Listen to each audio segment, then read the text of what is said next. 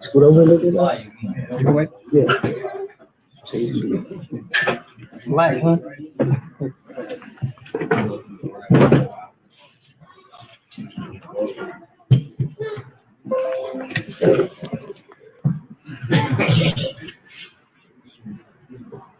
Kind of still do it like this because I don't know why it's not centered, but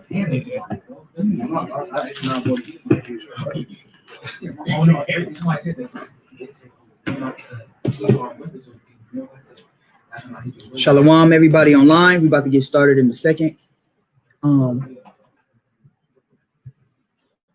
Shalom, family. Shalom, shalom. We're back at it again. Hawabah Hashem Yahweh Shai Barakatham. All praises and honor to the Son. Shema Yasha Ali Yahweh Athananahu Yahweh Kad. We give all honor and glory to the Most High, the one and only power. All right, so we're going to give it a couple seconds. Shalom, brothers. And I ain't seen my brothers in a minute, man. All right. Hey, somebody said they like your afro. Praises. Oh, praises. Oh, praises to the Most High. I'm trying to center you. I don't know why it's not centering you, though. Scoot over. Let me see. All right. That's cool. We'll do it like that. We'll rock it like that. Oh, praises. All right. So today's lesson is entitled Slavery on Ships. Now, we all know as Israel, this is Israelite 101, Deuteronomy 28:68, right? We know this. But as of late, I've been seeing a lot of people that have been coming against Deuteronomy 28:68, you know, trying to make it seem like we're not, you know, fitting the bill of Deuteronomy 28:68. You know, some brothers try to say, Shalom, everybody. Shalom. Some people try to say that Deuteronomy 28 is not dealing with us going into slavery on ships, but we're gonna see today what that's dealing with. Now, some information you guys probably knew, some information you guys probably don't know. So take notes, you know, because we're gonna go in extensively dealing with the slave ships in Deuteronomy 28:68. All right. Now, I know for me, when I first came into truth, Deuteronomy 28:68 was the chapter and the verse that hit me the hard. You know, it was like Deuteronomy 28 was like, damn, that's in the scriptures. You telling me that is people going into slavery on ships is in the scriptures? You know, I couldn't believe it. That was one of the scriptures that blew my mind. I'm not even gonna lie to you. You know, and when I researched it and went into it extensively, the history. I mean, who here has ever went into the history dealing with the slave ships in regards to the slave ships? Who's ever looked it up, like really researched it? A couple of people, 2 people. Okay, yeah. If you have not looked that history up, it is very imperative that you do. It is history. It's great history in terms of understanding where our people came from and the tribulation that our people faced. But you know, for all you skeptics out there that try to say Deuteronomy 28:68 is not dealing with us going on them cargo slave ships, after this lesson, you're not going to be able to say that anymore. All right. After this lesson, you're not going to be able to say any of that. So let's get it real quick. Let's go to Deuteronomy 28:1. It might be some people that's new. It might be some people that don't know what an Israelite is. It might be some people that this first time hearing this information. So let's start it off with a basic understanding before we get into the meat of things. Deuteronomy 28 and read verse 1. Deuteronomy chapter 28, verse 1. And it shall come to pass, if thou shalt hearken diligently unto the voice of the Lord thy God. Right. So for all you guys that might not know, Deuteronomy 28 is dealing with the blessings and the curses that Moses told and gave to the children of Israel in the wilderness. All right. He said, look, you keep my commandments, my laws, my statutes. He said, what? Read it again.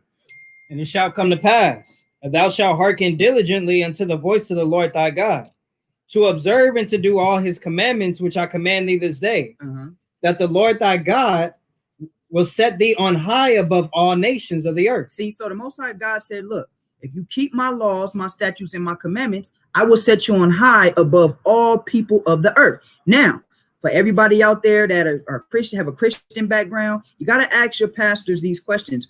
Why have we never touched on this stuff? If it's in the Bible, it's important.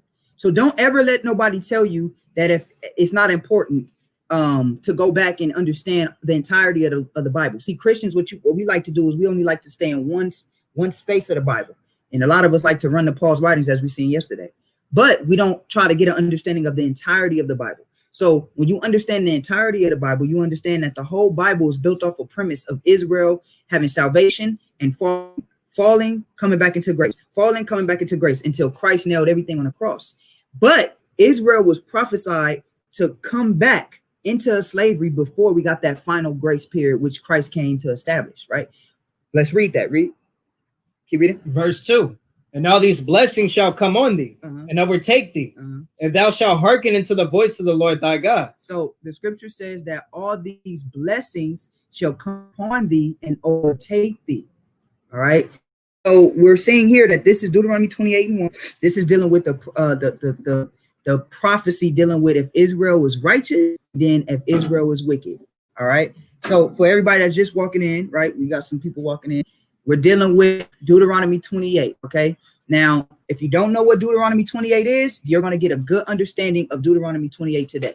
All right. But before we get into Deuteronomy 28, we have to understand what the whole chapter of Deuteronomy 28 is speaking about. It's speaking about the blessings and the curses that Israel was going to take on, right? Either if they chose life or chose death. Let's read verse 15. Go to verse 15. Deuteronomy 20, verse 15. All scriptural. Read that. Verse 15. But it shall come to pass, if thou wilt not hearken unto the voice of the Lord thy God, to observe to do all his commandments and his statutes which I command thee this day. Now, the flip side of the deal, right, or the agreement with Israel is this. If you keep my laws, you keep my commandments, I'm bless you. If you don't keep my laws, I'm going to do what? Read. To observe to do all his commandments and his statutes which I command thee this day, that all these curses shall come upon thee. All these curses shall come upon thee. It says all these curses shall come upon us. So this is the battle that Israel, right? When you read the Bible, right? When you really read the Bible, right? Go outside of what your Christian pastor tries to tell you and go actually read it for yourself. When you read the Bible, you'll find out that the whole story is about Israel. The whole story is about Israel falling from the mercy of the Most High God and having mercy of the Most High God. Falling, coming back, falling, coming back. All right. That's the whole narrative of the scriptures. So we're going to get into some of these curses. Before let's get Deuteronomy 28 and 46 real quick. Read that. Deuteronomy chapter 28, verse 46. And they shall be upon thee for a sign and for a wonder, and upon thy seed forever. Now, these curses in Deuteronomy 28 are important. Why? Because God said that these will be a sign to let you know. What do you use a sign for? What is a sign for? Okay. But what does a sign do? It lets you know what? Yeah. Right. A sign lets you know something. It lets you know what something is. Right. When you see that word, that stop sign, you know to stop. Right. When you see that sign behind you and it says Israel, you know that that's a depiction of the land of Israel. So a sign is to identify something. So the Bible said that the curses will be a sign, right, upon the seed of Israel. That means that these specific curses will only fit the children of Israel. So we got a dilemma here, because if we have the people that's in Israel right now that claim to be Jews, that means that they have to fit all of these curses. That's what the Bible said. All right, let's read it one more time. What did it say? Verse 46. And they shall be upon thee for a sign and for a wonder. See, so it says that these curses, right, shall be a sign and a wonder. All right, a sign and a wonder. I see some people saying a sign is to inform you. Absolutely. All right, absolutely. So these curses are a sign upon us and our seed. Notice how that's possessive. Notice it says our seed, meaning it's dealing with the seed of the children of Israel. All right. So let's get into a couple of these signs. Let's go to Deuteronomy 28. Let's get into it. And let's go to 49. All right. When you got it, go ahead and read. Now, watch one of the signs that the Most High God said that will come upon us. Read. Deuteronomy chapter 28, verse 49.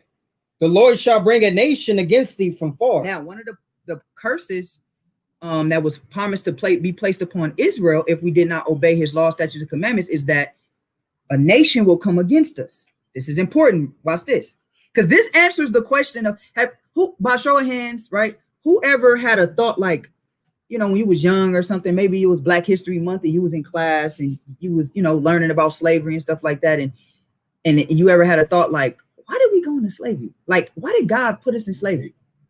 I had those thoughts. Like, I used to always think about it like, why did God choose to put us in slavery? You know what I'm saying? There's thousands of people on the face of the planet. You got Chinese people, and to be honest, they more populated. You know, somebody can make an argument they more populated than us in China. They got a whole bunch of people. They could have went to China and bought them as slaves. They could have went to India. They could have went to where at give me another place they could have went. They could have went to Japan. They could have went anywhere in the world. Why did they come get us?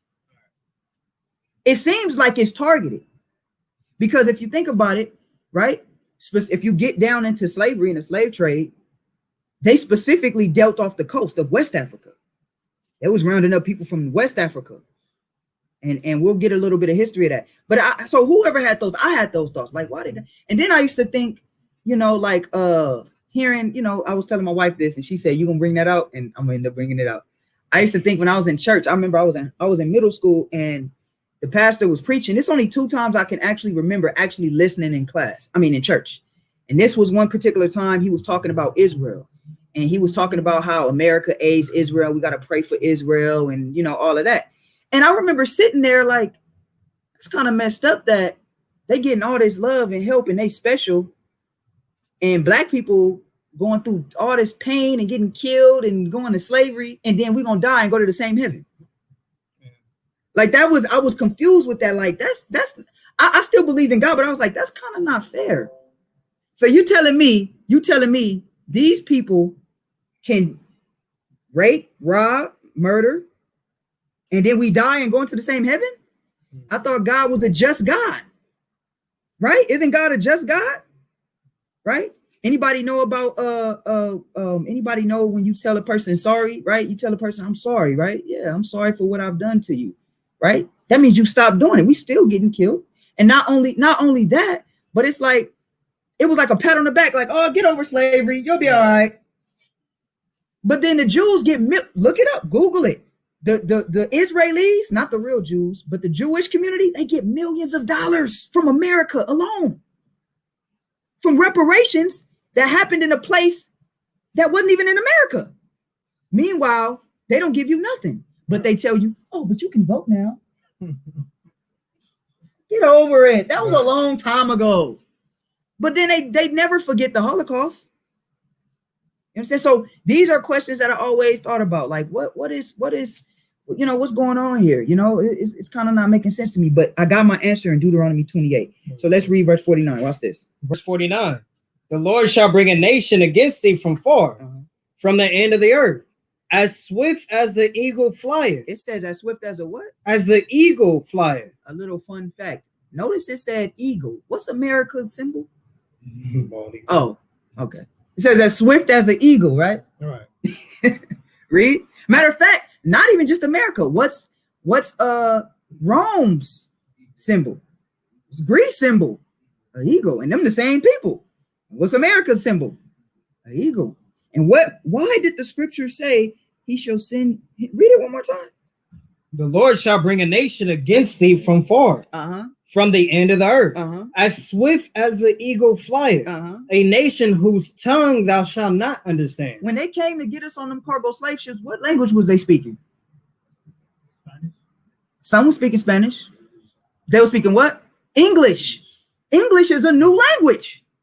Y'all know that, right? No, English is the youngest language. And you know, English is the hardest language to understand. Y'all know that, right? English is one of the hardest languages to learn. All right, because they have, I believe it's called Ebonics. I believe it's Ebonics, where they have like you can say, "Man, that's cold," or "It's cold." You understand what I'm saying? Or, "Dang, that's cold." Like you can use the same word for so many different things. That's why it's hard to teach other people the language, because you can say, "That's tight." What does tight mean, right? Is it tight like it's tight, or is it cool? Or that's cool, right? That's cool. Like, is it chilly cool, or is it cool like it's tight? You understand what I'm saying? So the language, the English language is a hard language to understand, and it's also they call it a bastard language. If you study the study of languages, they call it a bastard language. So notice why it says that an eagle in a language that you should not understand. Let's keep reading. Read. A nation of fierce continents. When they came to get us on them cargo slave ships. Now, this is all prophecy. Now, what I would challenge somebody else to do, all right, what I would challenge somebody else to do is let's read Deuteronomy 28 and let's see who fits this. Did the Jewish community in Israel go through this? Did a nation, because they can say, oh, well, Hitler, but Hitler didn't take them as slaves. And they all spoke German. So does the Jewish community fit Deuteronomy 28 49? No, they don't fit it. What about the Asian man? He fit that? Did he get taken? Like, was it a man that came? What about the Japanese? Yeah, they had a war, but was they taken? Well, let's keep reading. I don't want to jump the gun. Let's read verse 50. Read it again. Verse 50. A nation of fierce continents, which shall not regard the person of the old, nor show favor to the young. Did he have any favor when they rounded us up? And I'm going to show y'all some images. When they rounded us up on them cargo slave ships, did they have any mercy for an old man? What about a pregnant woman? We gonna get it. Them pregnant women was having babies, and the baby on record. I got a book that we're gonna go into. The babies will fall into areas of feces. You imagine having your baby and you trying to, and it's so packed and the baby fall and you can't find the baby and because the baby's in feces. Or your baby gets trampled because the slave ships were so packed. You imagine that? We're gonna get through all that. Look, and the Bible talks about it. See, I don't understand why people don't go into this. Because if you go into this, then you'll understand, well, hold on, this is a sign. This is supposed to be a sign upon Israel. This didn't happen to the Jewish community. Watch this. Read verse 51. Verse 51. And he shall eat the fruit of thy cattle. Let's go from there and let's skip down. Give me Deuteronomy 28 and 65. Deuteronomy chapter 28, verse 65. And among these nations shall thou find no ease, neither shall the sole of thy foot have rest. But the Lord shall give thee there a trembling heart, and failing of eyes, and sorrow of mind. Do y'all understand? And we're going to go into it. It said that the Most High God will give you sorrow of heart. He said, I'm going to give you sorrow of heart. I'm going to punish you. You're going to be terrified. Terrified. It was a terrible thing. Can you imagine you walking outside of your house one day and somebody just come grab you up? You never see your family again? See, this is why the scriptures and these prophecies fit us, right, Reed? Verse 66, and thy life shall hang in doubt before thee. It says our life will hang in doubt before us. It says our life will hang in doubt. That means that we didn't know if we was going to live or die. Read. And thou shalt fear day and night, and shall have none assurance of thy life. It says we shall fear day and night and have no assurance of our life. Read. In the morning thou shalt say, would God it were even. Would God it were even. And at even thou shalt say, would God it were morning. For the fear of thine heart wherewith thou shalt fear, and for the sight of thine eyes which thou shalt see. It was such a terrible thing. We didn't know if we wanted it to be daytime or nighttime. We didn't know what we wanted. We was that's how afraid we were. In nighttime, it brought terror because you know what they used to do to the women at night? We're gonna get it. The scriptures talk about it. But see, this is all a punishment. This is why we have to come back. And the Bible said that we will eventually come back. And this is where we at now. We're trying to repent for our sins because the Most High is punishing us. Let's keep reading. Read. Verse 68. And the Lord shall bring thee into Egypt again with ships. Now, that word Egypt, right? Now, we know the original name of Egypt is Mizraim. So why did it say he shall bring us into Egypt again with ships? You got to understand that it is an analogy. What is Egypt recognized in the Bible? Let's get it. Exodus 20. Some people, oh, no, they're talking about they really are literally going to go into Egypt. No, it's not, because Israel ain't never been slaves in Egypt since they left Egypt. All right. Read. Exodus chapter 20, verse 2. I am the Lord thy God, which I brought thee out of the land of Egypt, out of the house of bondage. Right. So what is Egypt called? The house of bondage. So when we go back to Deuteronomy 28, what is he talking about? He's referencing Egypt as being what? A house of bondage. So when he says, I shall bring you into Egypt again with ships, what is he really saying? I will bring you into bondage, into the house of bondage again with ships. Read it one more time. Go back to Deuteronomy 28. Deuteronomy chapter 28, verse 68. And the Lord shall bring thee into Egypt again with ships, by the way whereof I spake unto thee. What again? Read it with the understanding of what Egypt is. And the Lord shall bring thee into bondage again with ships. It says into bondage with ships. Now, the question would be, and I'm going to ask this question. Who are the only people on the face of the, well, everybody went into slavery. Who is the only people on the face of the planet that went into slavery on ships? Google it. I did. I Googled Chinese on ships, slave ships. You're not going to find it. Japanese people going to slavery on ships. You're not going to find it. Indian people, not the Native American Indian, but Indian and East Indian people on slave ships. You're not going to find it. If you Google slave ship, anything with slave and ship, who going to come up? Do it right now. All you got to do is do it right now. But the Bible was specific. Right. It said it would go into, why did he say ships? And you're not talking about a group, like just 5 people, 10 people, right. 1 person. You're talking about a nation. He said he's going to bring thee. He's talking about Israel. He said the whole nation is going to go into ships. Do y'all know how many people die alone? Just died. Not even. I'm not even talking about the people that, I'm going to share my screen. Watch this. Yeah.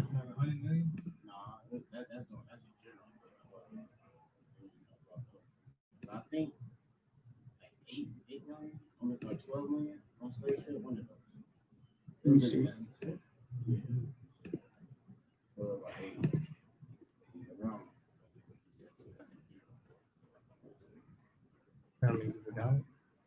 I'm just want to know how many people died.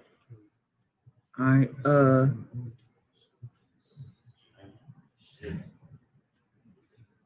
Let's see. It is right here. Look at this, family. This is the Middle Passage. All right. It says the transatlantic slave trade was the largest movement of people in history. That means transporting one people from this continent against their will to a whole nother continent in history. You're not going to find anything that will ever match this. It says between 10 and 15 million Africans were forcibly transported across the Atlantic between the 1500 and 1900. But this figure grossly understates the actual number of Africans enslaved, killed, or displaced as a result of the slave trade. At least 2 million Africans, 10 to 15%, died during the infamous Middle Passage across the Atlantic. It says 2 million people. Watch this. Another 15 to 30% died during the march to our confinement along the coast. Altogether, for every 100 slaves who reached the New World, another 40 had died in Africa or during the Middle Passage. So here, I want to just get to the bottom right here. Look at this. It is imaginable that as many as 60 million. How many people they say died in the Holocaust? 1 million? What? A million? What? What do they actually say? 6 million? 6. Okay, let's say that was true, even though we got proof that that's fabricated. But let's say that's true. 60 million? And that's not that 60 million Africans died. That's the biggest crime in world history. Because we have laws against sex trafficking, right? Well, you can say that was sex trafficking because what was they doing to the women? Wasn't they kidnapping? Don't we have laws in America about kidnapping? They kidnapped 60 million people. That's the big, why is the UN, right? The United Nations not talking about this? If the world really cared about us, why are we not getting reparations for being displaced like this? Matter of fact, didn't they just say that we ain't getting nothing? He said you ain't getting no reparations. They don't see why they need to pay us, right? But they give. Let's look this up, man. I like facts.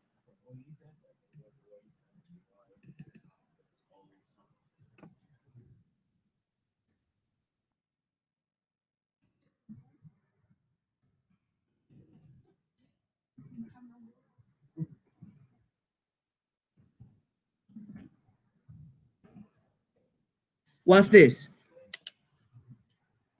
Watch this.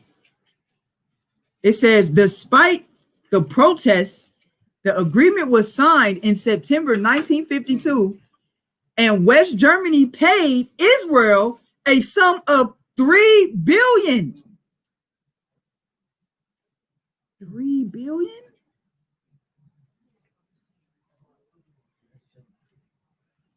Watch this.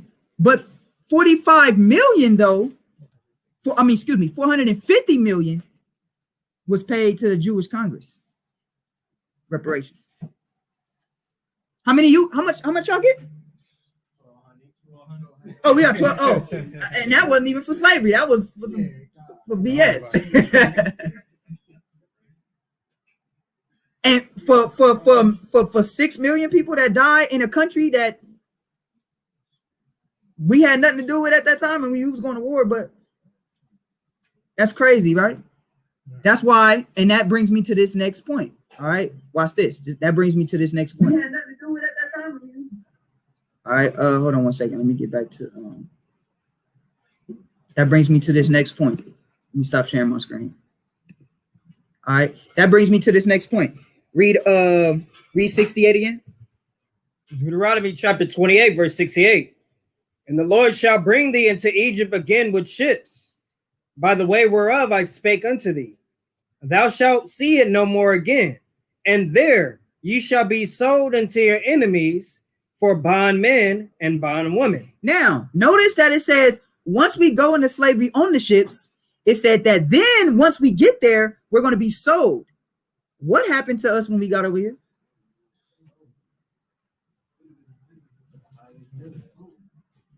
$50,000 going once, $50,000 going twice, sold to the man in the turban. Didn't that happen? Did that happen to any other group of people? Was any other group of people, let alone taken on ships, but when they got to the place that they got, sold as slaves? You're not going to find it. Google it. I dare you. Google it. Google it. I did already. I researched it. This is the biggest atrocity in world history. The biggest ever. All right. Now notice what it says. It says, once we got there, we'll be sold into our enemies. Read. Thou shalt see it no more again. And there you shall be sold into your enemies for bondmen and bondwomen, and no man shall buy you. Now notice when it says no man shall buy you. What does it mean no man shall buy you? Exactly, because if you know anything about the scriptures, you know your people could redeem you. Somebody could redeem you from bondage. Right. So when the Most High said nobody will buy you, basically saying nobody gonna redeem you, nobody gonna save you. Has anybody saved us yet? Martin fell, Malcolm X fell, all our Nat Turner, everybody failed. Nobody has saved us yet, and we still waiting for reparations. That's why he ain't giving it to us, because it said nobody gonna redeem you. So he not gonna redeem you. He not gonna give you nothing in return. Now, notice what it says. It says we're gonna get something real quick. Let's I'm gonna show y'all one more thing too, dealing with the slave ships. I actually have a book. All right, it's called The Birth of Black America. This is actually a good book. All right, that everybody should check it out. All right, I found this book in a middle school library. All right, but it got some good meat in it. And I'm gonna read a little bit about these slave ships. All right, I'm gonna read page. I'm gonna start at page 73. All right, in this book, unless Live want to read it, but I can read it. All right, page 73, and let's read. It's called The Birth of Black America. All right, The Birth of Black America. All right, check this book out. Let's get to the point. Let's read this. Read page 70. Read the highlighted 74. All right, this page 74. Watch this.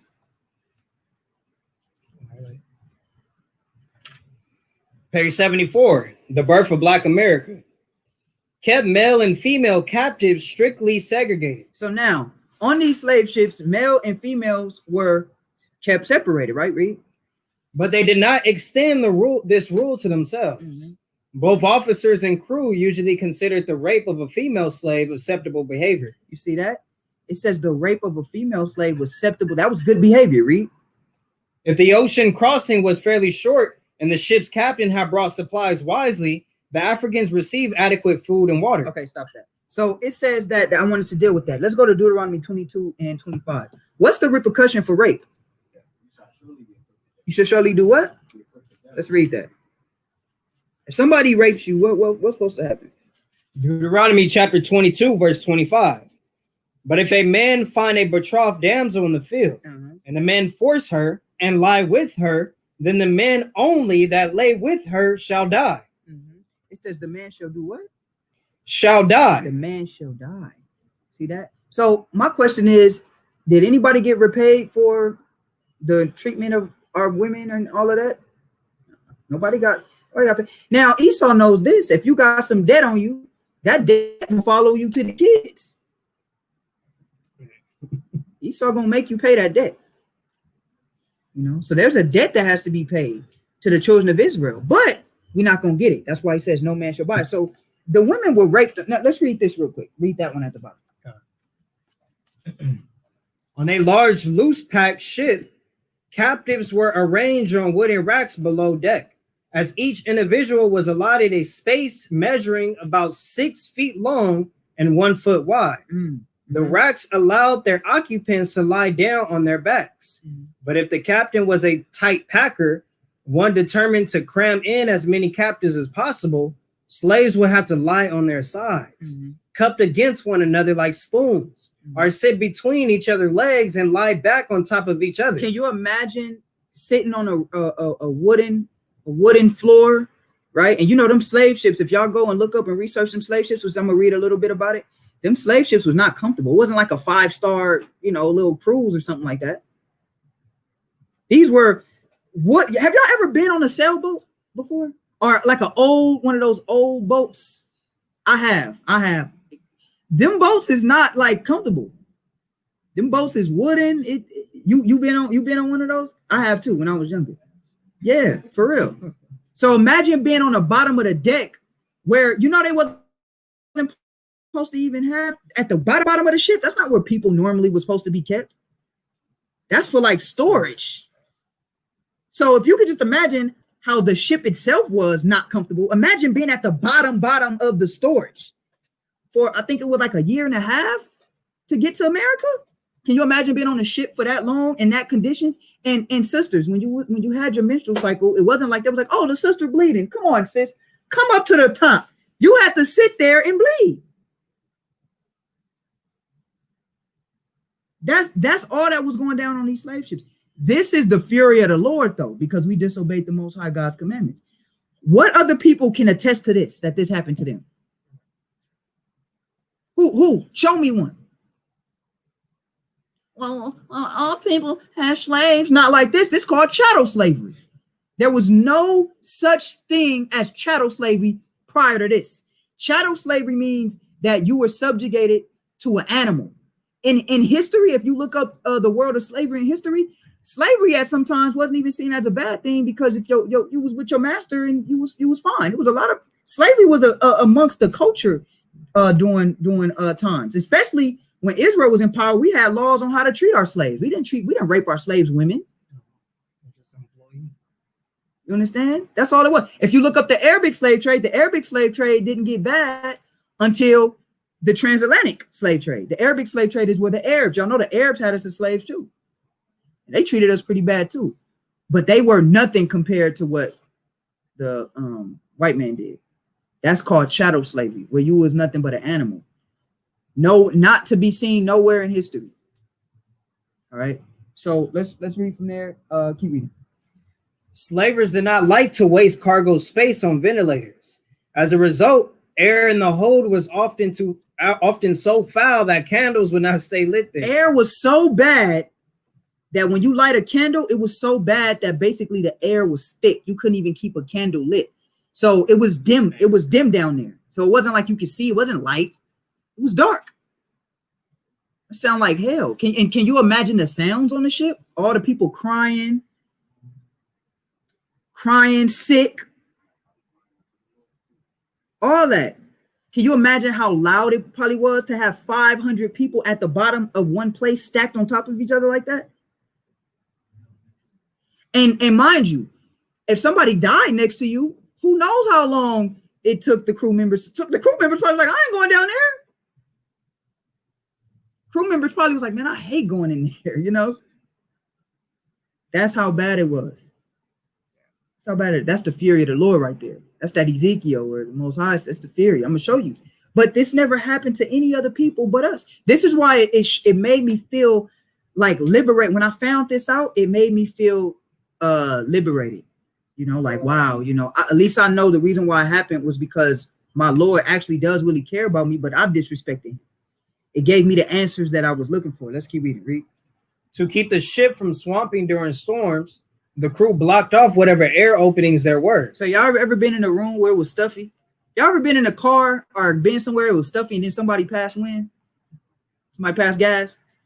And you're like, man, I can't even get no air. And I'm tasting it in my mouth, right? That was the same thing on them cargo slave ships.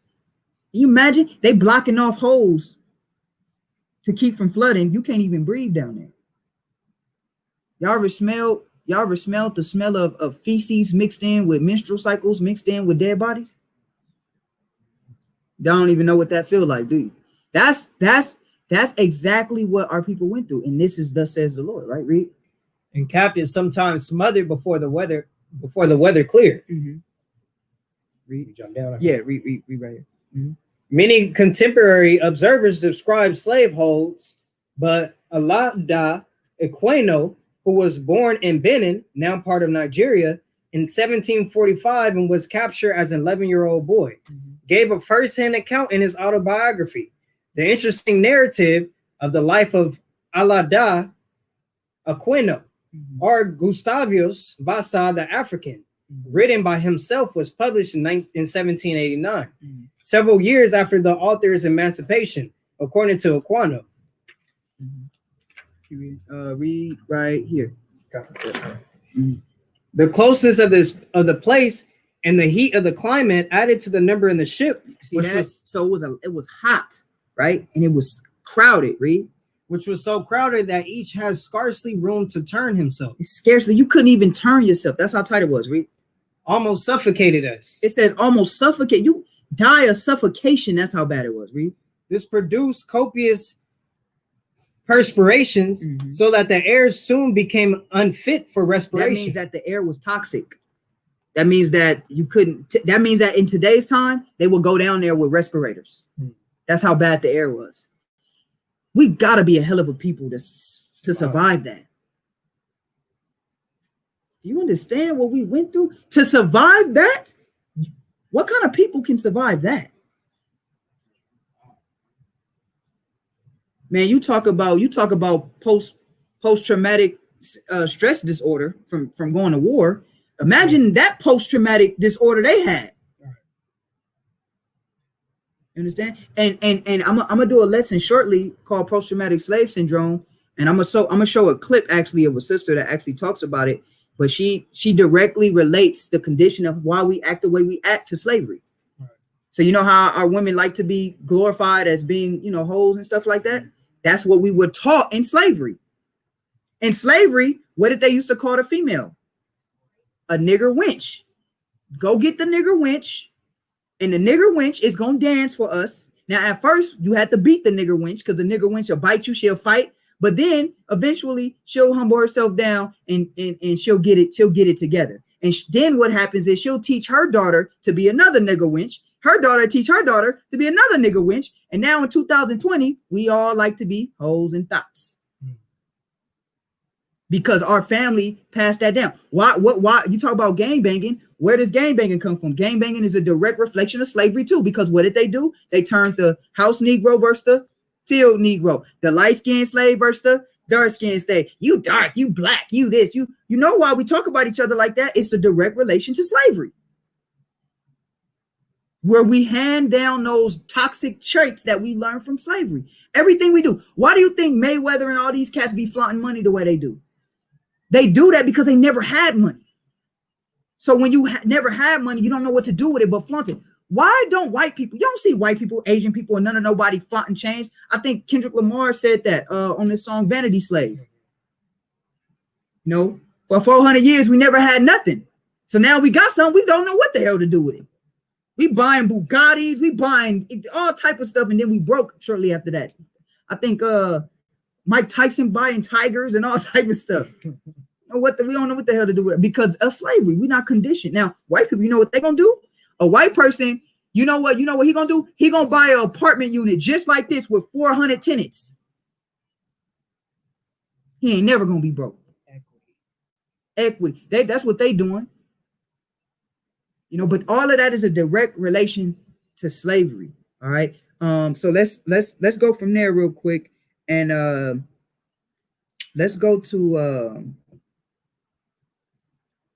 I'm gonna show y'all something. Let me go to this video real quick. Hopefully it's not a lag, but we're gonna try it out. I want to show y'all something. So it says we'll be sold as slaves, right? All right. Let me show y'all something. All right. This is you can look her up, Dr. Joy DeGruy. Okay. Definitely look her up. She's a woman that talks about. Oh, did it go away? Is it? You guys still see it?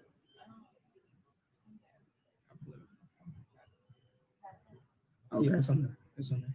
Okay. So let's go here. I want y'all to listen to her account of how hard the slaves who worked. Go here.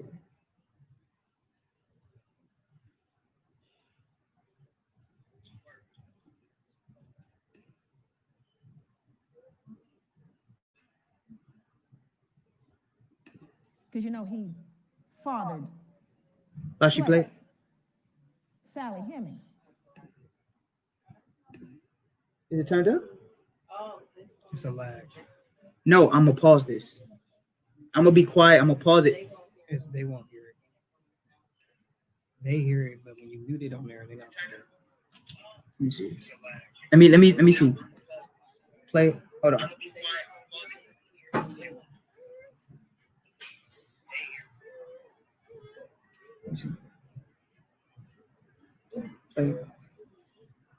Yeah, they don't. Okay. Was he feeling that he would need to believe that? All right. Let me turn it up. Asleep? Let me turn it up then. What did Let he me do? pause it. I'll turn it up because I want y'all to hear this.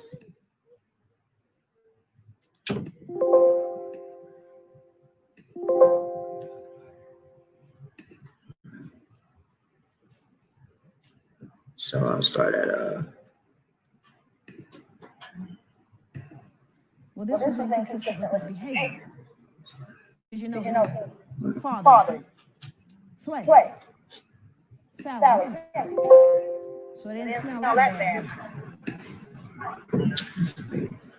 Now, here's a more important one. He said we required less sleep. Now, that was more interesting to me. Why would he need to? What dissonance was he feeling that he would need to believe that he required less sleep? Why? What did he do? I want y'all to hear this. Slaves. So when you think, how hard do you think he worked them? What was a work day for a slave? Sunrise to sunset. But do you have any empirical evidence, Joe? Can you prove that? Because you know, if you can't write it, you know, count it and measure it, it didn't happen in European culture. Is that correct? You got to count it and measure it. How many of you have measurable objectives? Measurable outcomes. You better measure it. I don't care if you tell them. Can you tell? All right, look, I wanted y'all to hear this, but I guess I'm gonna have to just. Yeah, I know live can hear it, but look, this is what I want y'all to do. I want you guys on your own time because I don't want, you know, it's not gonna work. It's a lag. I want you guys to look this up on your own time, and I want you guys to watch this whole thing. This whole thing, she basically goes through the traumatic things that happened during slavery and what she calls post-traumatic slave disorder. All right, so on you guys' own time, I definitely want you guys to check this out because she talks about a lot of different things dealing with slavery, and it also, of course, correlates with scripture. All right, it also correlates with scripture. Let's go from there. Let's read Ezekiel 20 and 32.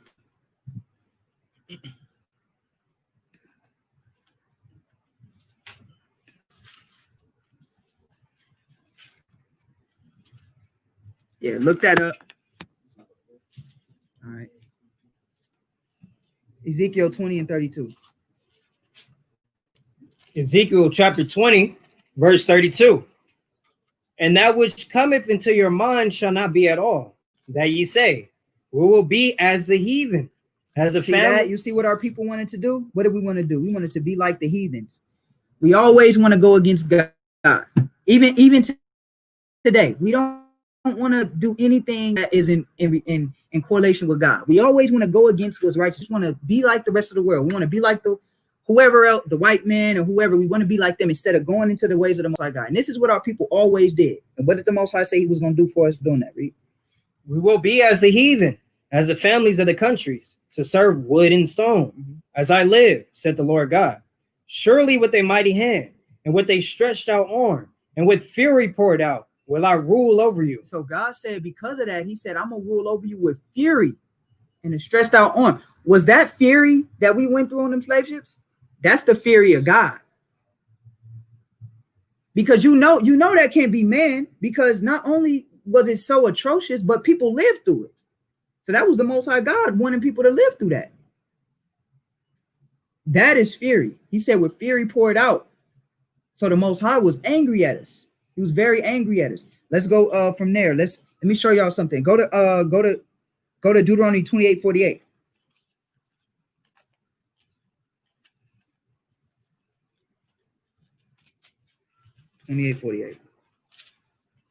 Deuteronomy chapter 28, verse 48. Therefore shalt thou serve thine enemies, which the Lord shall send against thee, in hunger, and in thirst, and in nakedness. Now, in that video, before I went to this scripture, I wanted y'all to see that video. She explains how a lot of the slaves died from overexertion, right, of their muscles. So what happens is you work so hard, it's literally where your muscles start to fall off the bone. That's how hard we was working. And she also talks about a lot of the kids and a lot of the children would starve to death because they would be working in the fields all day. They didn't do nothing else. And when they did that, what they would do is they would just go get another batch of slaves. All right. So that's what she explains in that video. But the Most High God said what? Read it again. Therefore shalt thou serve thine enemies, which the Lord shall send against thee, in hunger, and in thirst, and in nakedness, and in want of all things. In hunger, in thirst, and in nakedness, and in want for all things. Read. And he shall put a yoke of iron upon thy neck until he have destroyed thee. Now, what other race of people had yokes of iron put on their neck? Let's see. Let me share my screen one more time. Look at this. Now I can show y'all this. Look at that. He said yokes of iron. Did the Jewish community in Israel right now, did they have yokes of irons on their neck? Show y'all. Look at this. Oh, it's right. Iron. This one. Look at this. Y'all see this? Y'all ever seen this picture? Y'all ever seen this picture when it comes up? This picture right here, this is a female slave. Okay? This is a female slave. And this was a real person. Okay? All right. And she was beautiful. All right. I think it's Anastasia. All right, is her name. And she was beautiful. Now, when you read about her, she was forced to wear this for most of her life. Y'all know why? Because she was so beautiful. When you look her up, all right, she was so beautiful that the slave master's wife was jealous of her and wanted her to wear this. Can you imagine wearing this for most of your existence? By the way, that's all. This is metal, by the way. All right. Can you imagine that? She had to wear this. Now this is one account. Now I'm gonna show y'all something else. All right, y'all ever seen this picture before? I'll show y'all. Look at this. Yoke of iron. When it comes up, I know it's a little lag, but it's gonna come up. Yoke of iron upon your neck. Let me know when y'all see it in class. Look at that. Now they used to wear that, all right, to keep you from running away. It's gonna come up. I'll let y'all see it. I'm gonna wait a little bit, let y'all see it. I'm sorry for the lag.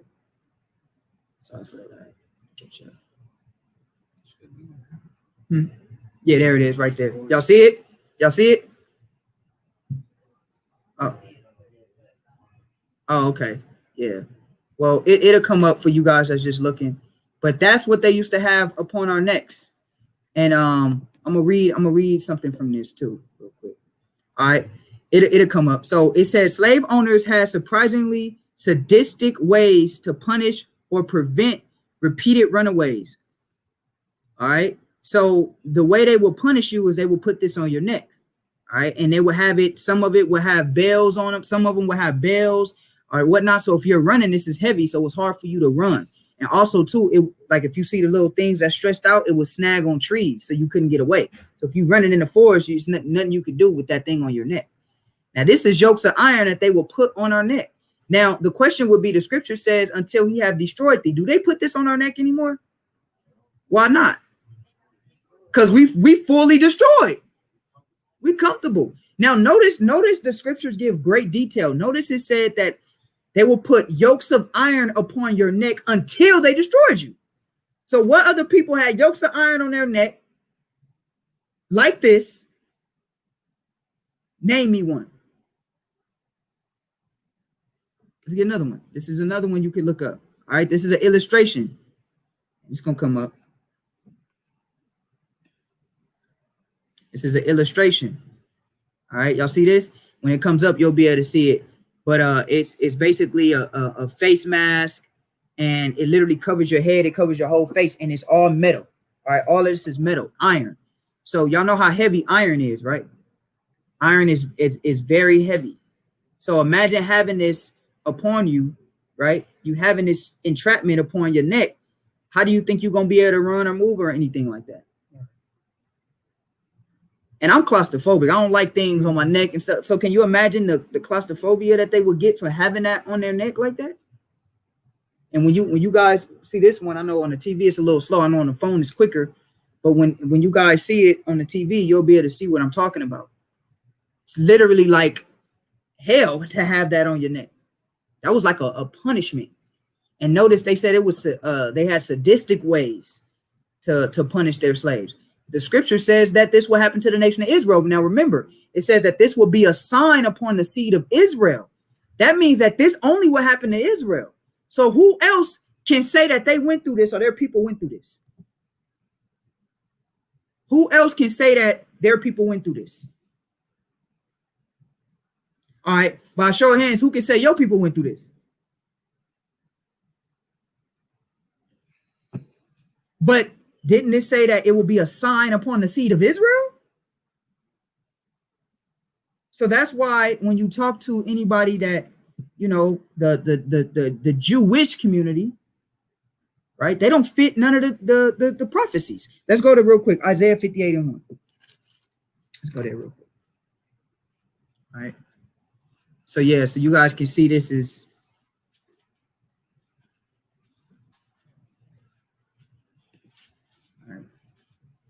Isaiah chapter 58, verse 1. Cry loud, spare not. Actually, Isaiah 48:1. I'm sorry.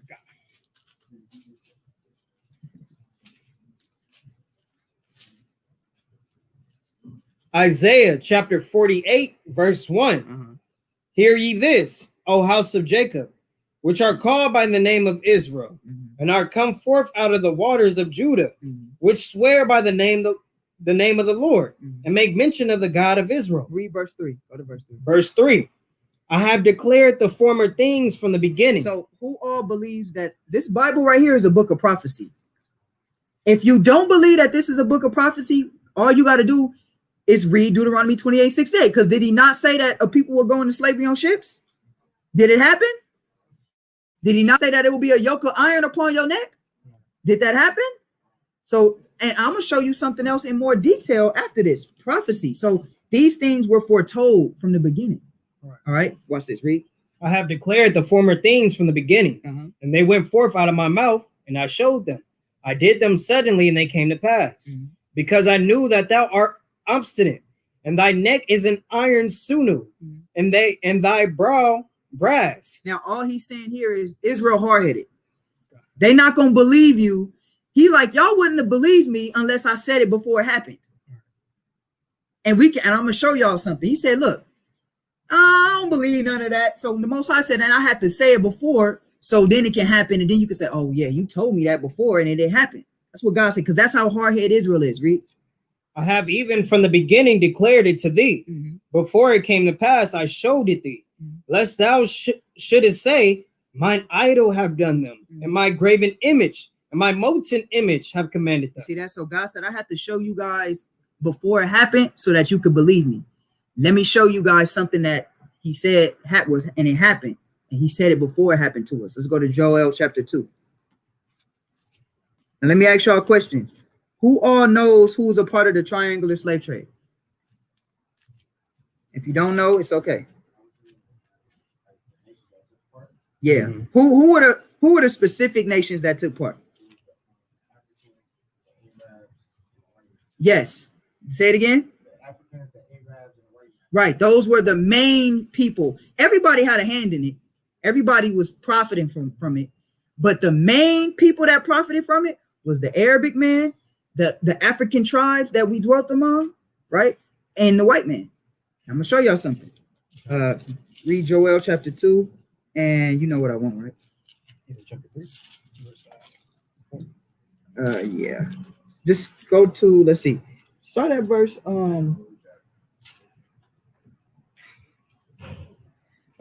chapter 3. I'm sorry, Joel 3, and read verse 1. Now watch this. Didn't God say he would declare it in the beginning? Watch this, read. Joel chapter 3, verse 1. For behold, in those days and in that time, when I shall bring again the captivity of Judah and Jerusalem. So why did he say, I will bring again the captivity? What does captivity mean? Slavery. He said, I will bring the captivity or the slavery of Judah and Jerusalem. Why did he say Judah and Jerusalem will be together? He said the northern kingdom and the southern kingdom, I'm going to bring y'all into slavery again. Now watch this, read.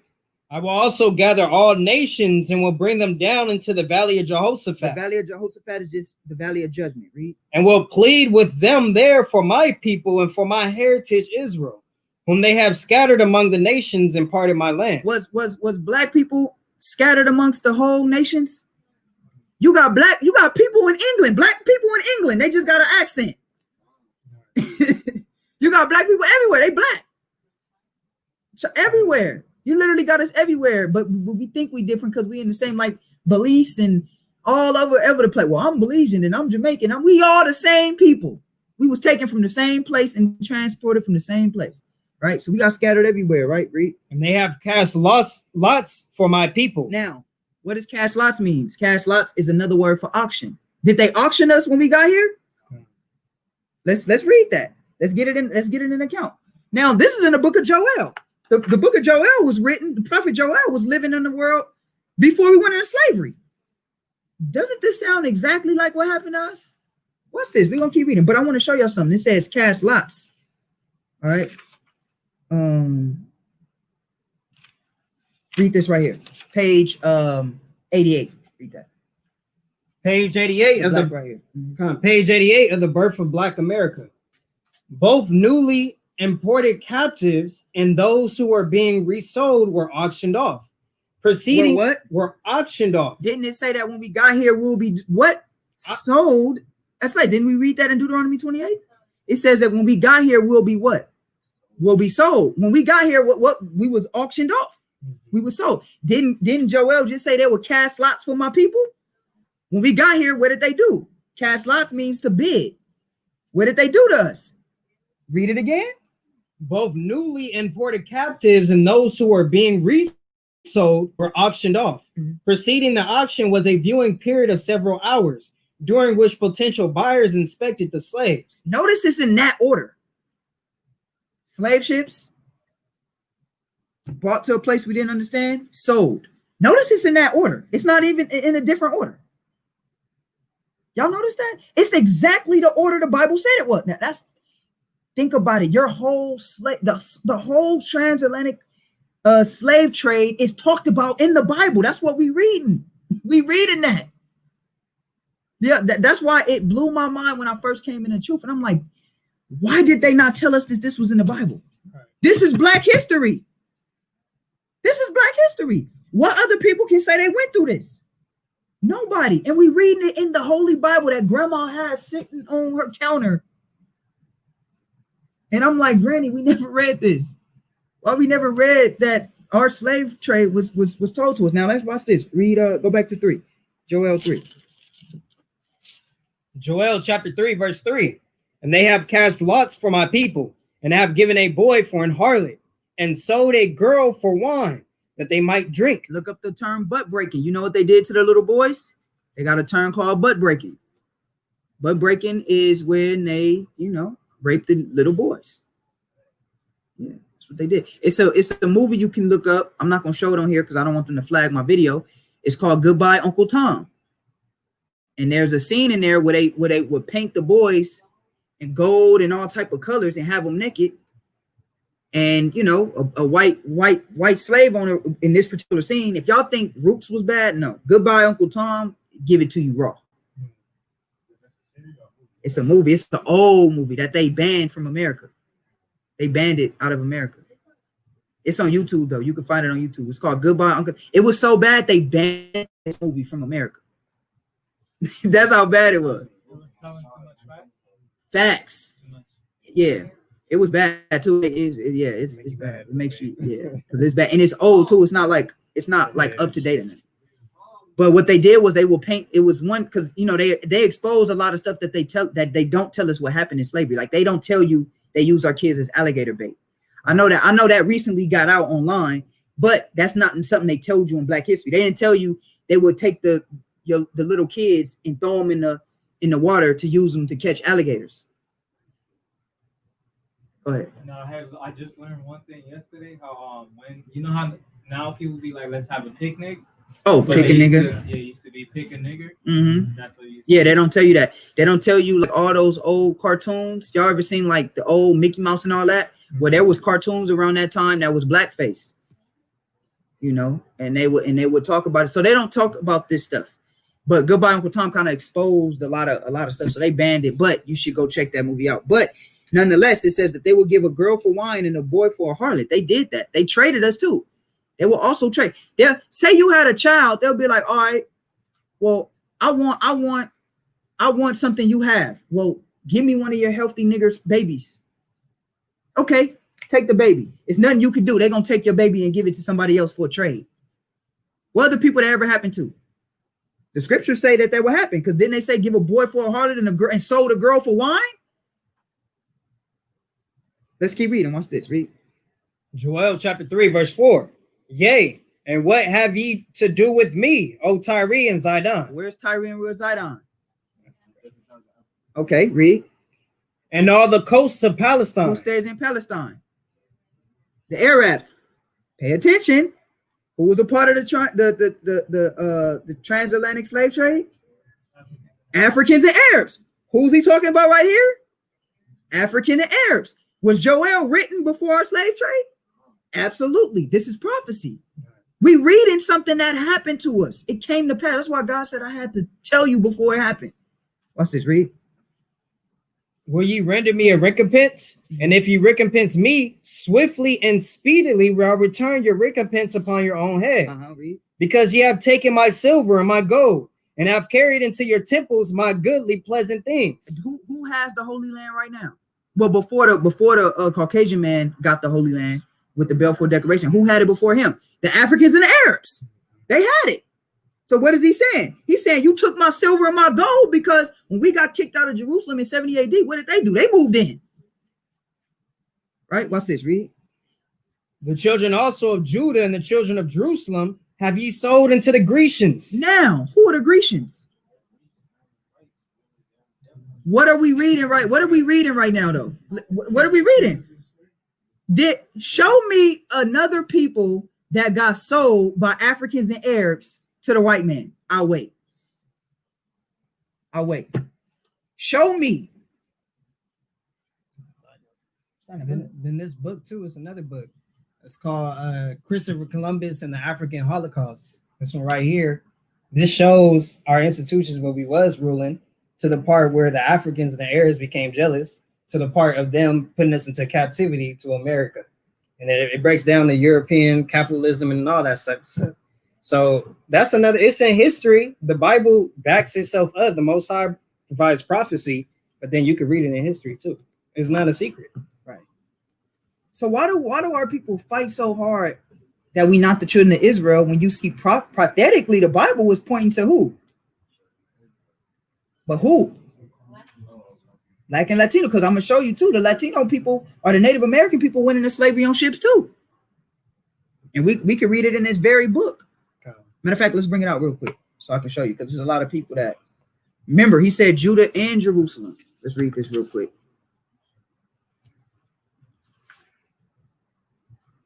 Let's read this right here. Read up right there. From the book, The Birth of Black America, page 36. But the Native Americans had more warring spirit than Columbus thought. When he returned to Spain, he left a group of settlers on Hispaniola. Mm-hmm. When he made his second journey to the region, he found the settlers slaughtered.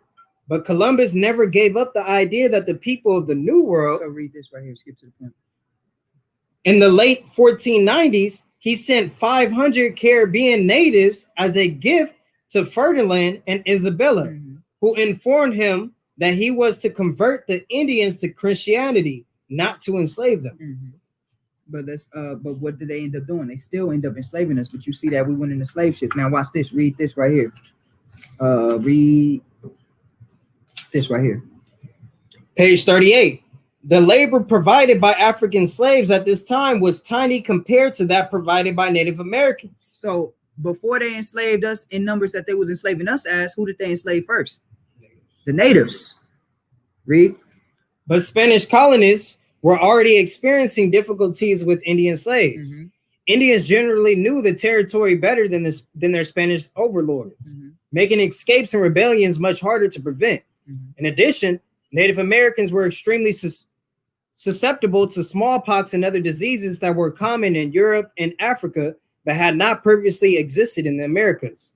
Because Native Americans had never been exposed to these diseases, they had developed no natural immunities and were much more likely to die from infection than. So the Native Americans were slaves first, but a lot of them got killed off by the sicknesses, and that's also talked about in Deuteronomy 28, the plagues and the pestilence and all of that, the fevers and the blisters and all of that the Native Americans received, and they were slaves first. Jeremiah 50 and 33. Let's read that real quick. So y'all see the same people that took us into slavery is the same people that was said to take Israel into slavery. What is that letting you know? Or show me somebody who fits these prophecies. Somebody be like, did these prophecies happen? Yeah, they did. But they happened to them. Wait, hold on. Why these prophecies happened to them? It didn't happen to you. But you saying you the Jew. They saying they niggas and gangbangers and all that. But we got the prophecies happening to them. You getting $450 billion in reparations. But the Bible said that they won't get any reparations. And I can see that they went through a worse treatment than you, and they didn't get nothing. And you was actually in war. See, I don't like to tell you that. It was actually a war. It wasn't like they were just randomly, I'm just gonna kill you. It was at war. And the Jewish community was at one with America. That's why America backed them so much. And not like that, it was casualty of war. But you wasn't enslaved and killed for no reason. Initially, right? But let's keep reading. Read that. Jeremiah chapter 50, verse 33. This is another cut. Read. Thus said the Lord of hosts, the children of Israel and the children of Judah. Remember, the children of Israel and the children of Judah is the southern and the northern kingdom. All right, because there was a split in the nation of Israel. But he said that both of those kingdoms, right, would be what, Reed? Were oppressed together. Were what? Were oppressed together. During the Holocaust, where was the northern kingdom? Because the Jewish community only claimed to be one tribe of Israel. So where was the 10 tribes at? Ain't they supposed to be oppressed with them? But wait, when we came over here into slavery, who did we meet over here in captivity? The Native Americans. And we got all type of proof showing that the Native Americans was reading and writing in Hebrew. They was wearing fringes. They was keeping new moons. They were worshiping deities in correlation with the Most High. They had all type of various feast days and customs, the same customs as Israel. So when we came, who was over here getting messed with the white man? The 10 tribes. But in the Holocaust, where was the northern kingdom of Israel at? Where was they at? Nowhere. So that's already off top. Let you know that they don't fit the prophecy. Now let's read this. Watch this. Let's read. Go to Luke 23 and 28. And we'll get a couple more. Then we'll.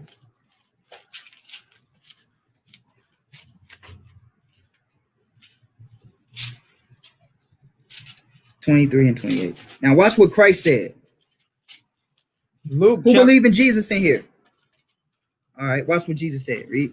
Luke chapter 23, verse 28. But Yahushua turning unto them said, daughters of Jerusalem. Now they were crying because Jesus, right? The world, who the world knows is Jesus, Yahushua was about to get crucified, right? So they was crying. It was sad. But what did he say? Read. Daughters of Jerusalem, weep not for me, but weep for yourselves and for your children. Why did Jesus say that? He knew something. He said, wait, he about to die. He like, don't cry for me. He said, you better cry for your kids. Read. For behold, the days are coming, in the which they shall say, blessed are the barren, and the wombs that never bare, and the paps which never gave suck. Now he said, because the days are coming where you gonna wish that you was never born. And you gonna wish that you never had kids. What day was he talking about that happened to Israel? What happened to Israel? We went into slavery. Now let me ask you this question. Did the Caucasian Jewish people go into any type of slavery in that such? No. Nope. Did they own the slave ship? Yeah, they actually, good point. They actually funded the slave ship. You know, they gave money to help us go into slavery. You know, then you watch that bull crap interview with Nick Cannon. The blacks and the Jews are so much in common. No, we're not, because we didn't help your ass go into slavery. You helped us go into slavery. Some of that 450 billion you got, you should give some of that to us. You should give all of it, but he ain't gonna even give a little bit of it. Matter of fact, you go to Israel right now, they're gonna look at you like you crazy for visiting over there. What you doing over here? You can't even go to their neighborhood without them looking at you funny. Go over there and just walk. I used to work over there. All right. Just go to the west side and just get out and walk. They're gonna look at you like you crazy. You don't even belong over there. But why did Christ say? He said, weep for your children. Watch this. Read. Verse 30. Then shall they begin to say to the mountains, fall on us, and to the hills, cover us. For if they do these things in a green tree, what shall be done in the dry? He says, man, the Most High said it's gonna be so bad that y'all gonna wish for death. Did that not happen to us? So did Jesus know what was gonna happen? Look, he said, don't cry for me. He said, cry for your children. That's a real statement right there. And he was about to get put to death. And he said that. Now watch this. Let's go from there. Let's get Luke real quick. Stay in Luke. Let's get verse 1. And this is why this is the gospel, right? Why? Because watch this. Luke chapter 1, verse 68. Luke chapter 1, verse 68. Read verse 74. Verse 74. That he would grant. I'm sorry. Start at verse 70. Luke chapter 1, verse 70. As he spake by the mouth of his holy prophets, which have been since the world began, that we should be saved from our enemies and from the hand of all that hate us, to perform the mercy promised to our fathers, and to remember his holy covenant, the oath which he swore to our father Abraham, that he would grant it to us, that we being delivered out of the hand of our enemies might serve him without fear. Now, who are the enemies of Israel? He said, look, we're going to be saved. Now, this is another one. Now, I want to read that to let you know that we will be saved, but let's go to Revelations real quick. Go into captivity. I think it's 13. 13:10. Yeah. Revelation chapter 13, verse 10. He that leadeth into captivity shall go into captivity. Who led into captivity? Did we lead anybody into captivity? So who led into captivity? Read, what's this? He that killeth with the sword must be killed with the sword. See, and people get so upset when we say this, but God is a just God. You think that you're gonna go through all of that and do all of the things you did, and you're not gonna get judged for that? Don't we go to jail if we do something wrong in America? If I kill you, then I'm going to jail and could get the death penalty. Didn't they kill Tukey Williams? Nobody was crying for that. They killed Tukey Williams. Didn't they give a lot of people the electric chair? Well, why is it a problem when God gonna give somebody the electric chair for doing wrong? But it's not a problem. Okay, 9/11 happened, right? Didn't America go to enrage war? But why is it bad when the Bible says, I'm gonna pay you back for what you did to the children of Israel? Look, it's nothing personal, it's just business. You understand? You gotta go through what you look. God's a just God. This is his words, not my words. Go to Isaiah 14:2.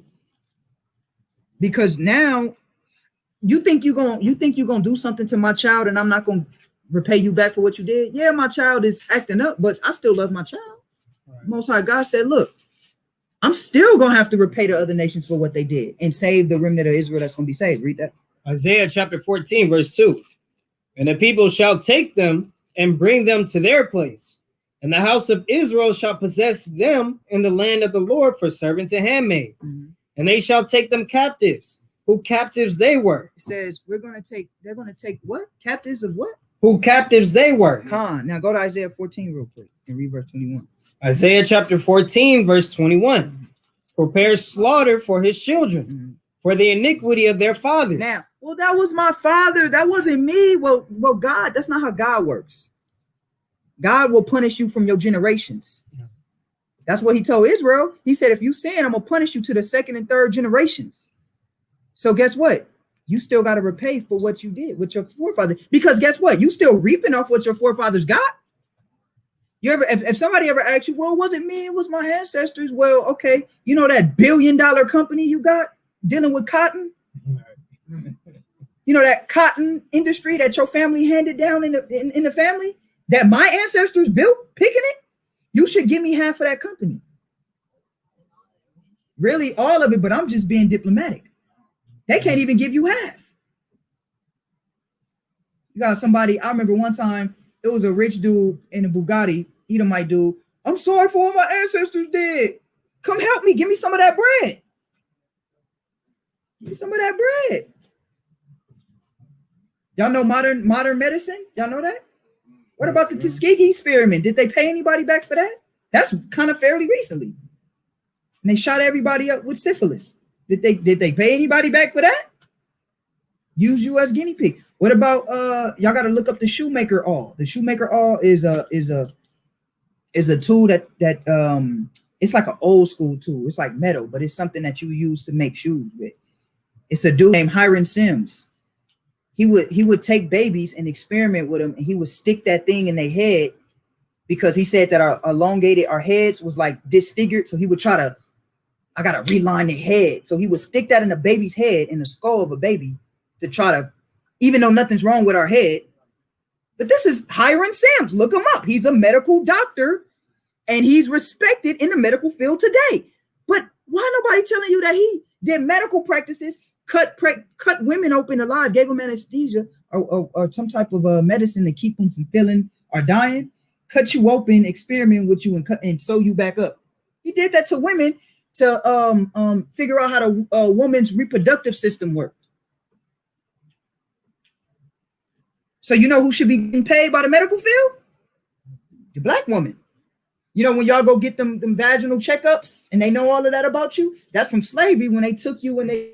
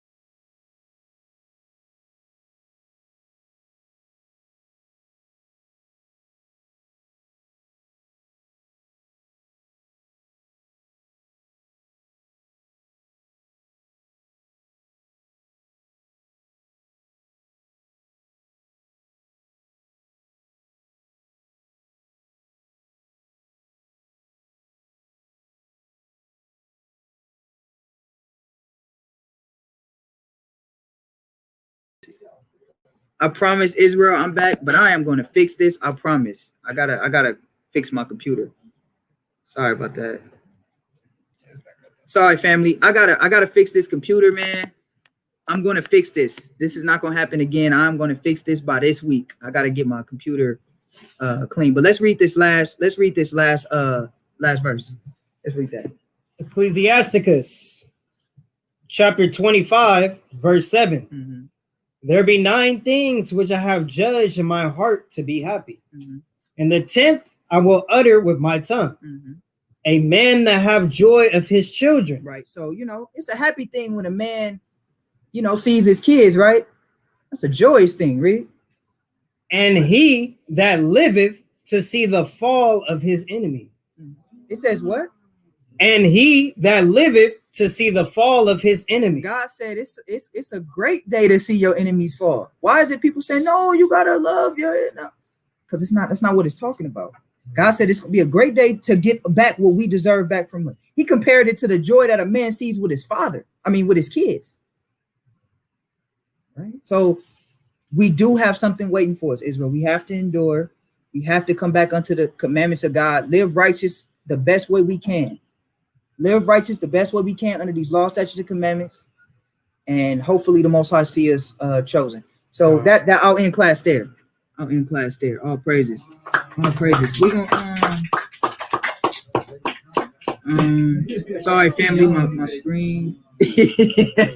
Yeah. You tired. Who somebody was saying That might work if we run it through the cable, but that's only, I don't think the Wi-Fi is causing it to drop though. Oh, con. Thanks, Doc. We can try it. We're gonna try it out. I'm gonna try to clean my computer. All right, I'm gonna do my whole reboot of my computer. Hey, Yahweh Hashem Yahshua Shema Yahshua Yahweh and Thanawa Yahweh Kai. Love all y'all, Israel. Blessed be the Most High and His Son, and bless you guys as well. You brothers have a blessed Sabbath. Shalom, brothers and sisters. Akwafs and Ox.